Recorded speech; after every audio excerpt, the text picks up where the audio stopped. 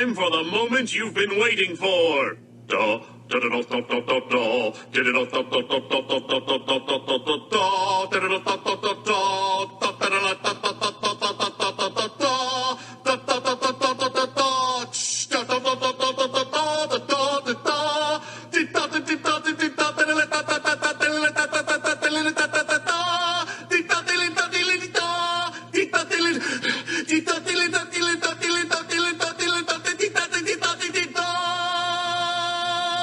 Preparing the Krabby Patty! It is here, the infamous hand lesson you guys keep asking about. So we're going to start with the easy basics, how I draw all my hands, starting with the toast, which is basically my 3D version of the palm of the hand.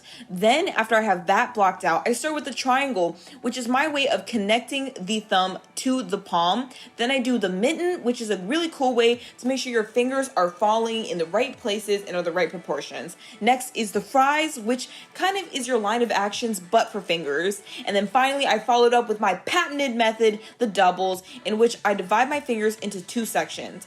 I'm going to explain how to do this accurately later so it fits in with your proportions, but for now the last step is details. So it seems pretty easy, but it can kind of get complicated, especially when you factor in different views, different shapes, different details and all that stuff. So that's what we're going to get into right now, starting with the basic bones. That's right, you can never leave the bones alone, they come back. And let's start with the palm of the hand. In orange, you can see the metacarpals, and they kind of make up the palm. That's why on the bony picture I drew right here, you can see that where the palm shape kind of comes in. You can also see kind of where the little bit of that triangle comes in with that space between the thumb. Good things you should know is the finger bones are called the phalanges, and singularly it'd be called a phalanx.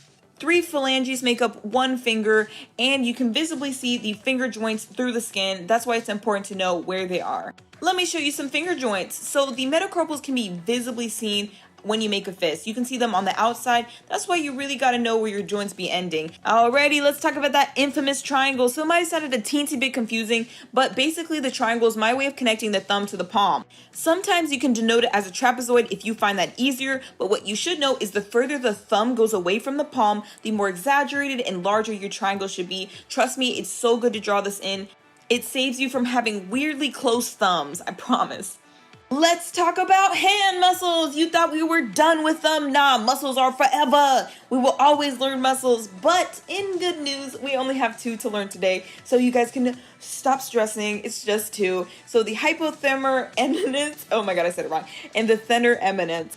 The thenar eminence exists thumb side, and the hypothenar eminence exists pinky side. You might be asking yourself, Beyonce, why should I ever care about these muscles? Because us artists like to draw these 2 muscle groups as meeting in the middle, when in reality they are separated. So when you are drawing, do not put a harsh line just kind of connecting everything together, because it'll look really artificial and kind of funky, to be honest. But I will say, when your fist is closed, the muscles will meet in the middle, because the fist is just bringing them together until you can have like sort of a harsh line in a closed fist. Let's talk about some random art details that every artist should know, especially if you want to make some pretty convincing hands.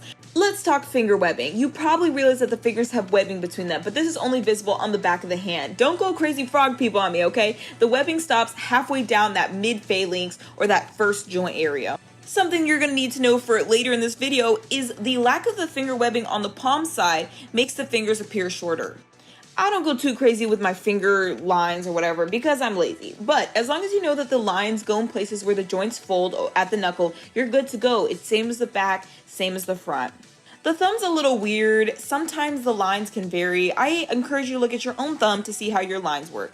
Palm lines are a little bit more noticeable, so you should have these memorized, the heart, head, and life lines of the hands. So you don't have to make them super dark, but you should kind of have them insinuated across the hand. Tendons, this is super important. The hand has 4 visible tendons on the back of the hand. You also have 2 tendons that make up the anatomical snuff box of the thumb. I'm not gonna lie, back in the day, I thought tendons were just really juicy veins.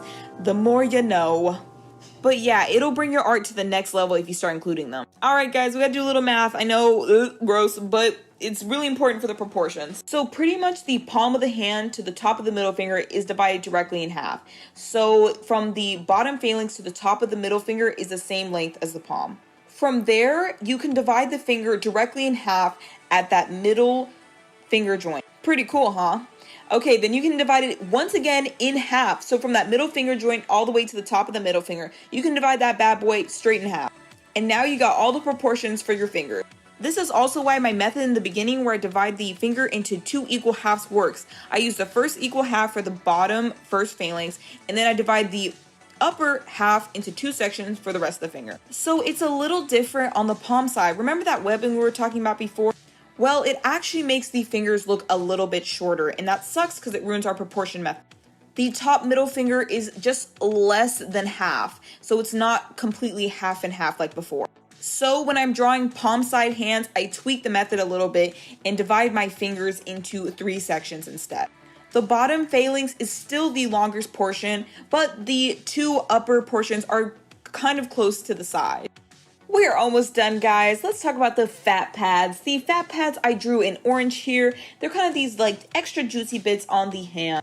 When drawing the finger in side view, it's important to know that the first phalanx is the longest, so it's got the largest fat pad. The middle phalanx has a pretty flat fat pad relative to the rest. Alright, now that you guys got all the knowledge, it's time to finally practice our amazing hand technique with some difficult and unusual angles. Alright, so in this angle, I'm drawing the palm. It's still that rectangle, except I'm thinking of it in a 3D way. If you can draw a perspective box, you can draw the palm of a hand, no problem. So that triangle of the hand can take different versions. In this picture, the thumb is foreshortened, so that triangle is kind of coming at you. The triangle also includes that thenar eminence muscle on the thumb side, which is that pot belly kind of fat thing on the thumb. So for the mitten on this time, I decided to do a fan to really capture the motion of the fingers and keep my proportions in check.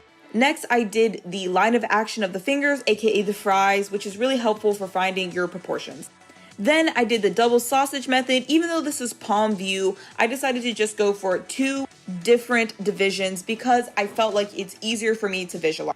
Then I finally added all the details we discussed before, including the lines, the fat pads, voila. If you really like this breakdown, I have all the breakdowns on my Patreon, so you guys can go check that out. They're really good, and I have all these reference photos are taken by me, so all that extra effort. I wanted to do a little bit of a coloring tutorial because a lot of you guys are digital artists, and you're like, oh, how does she color? So to be honest, it's kind of a weird thing that I do. I kind of start with a cool color, and then I build up my reds in the areas where a lot of blood vessels are, like the fingers. Then I'm just marking in some more reds, just kind of making the shadow out of the reds. And then I start kind of blocking in some more realistic skin tones on top of the blue. So I'm covering up the underpainting a little bit with some of like a more realistic skin tone, but still letting the blue shine through a little bit more. I'm coming in with like a purplish edge, which kind of is nice to blend the blue and the red together. And then I change it to a very dark brown so I can kind of get more realistic skin tones in there. So I'm just polishing everything up at this point, making sure I'm really getting the fat pads, which are on the bottom of the fingers right there, and trying to refine everything, add some reds to make sure I really know that the fingers have these kind of red hue, which is the blood vessels. I'm just making sure that my shadows are in the right place and pretty much doing small color refinery and cleaning up my edges, which is what I do after I get all the basic values in. Then I come in a little bit with like a lighter color. I chose a very light peach purple, which is nice to blend in with that red color on the fingers. I darken up my shadow mid-palm, and I add some texture, which gives the fingers this nice shine. I did some small minor touch-ups to bring out the color, but it was just for my personal preference, and that's how I made that thumbnail you saw there. Thank you for watching this video. This was honestly my favorite lesson. I love drawing hands. Here's some artwork from my students. They did an amazing job with this tutorial I made. Oh my gosh, it's so beautiful. They did awesome. So if you also want to check out this tutorial, this is on my Instagram. If you want to support me, please consider donating to my Patreon. All right, bye everyone. Mwah.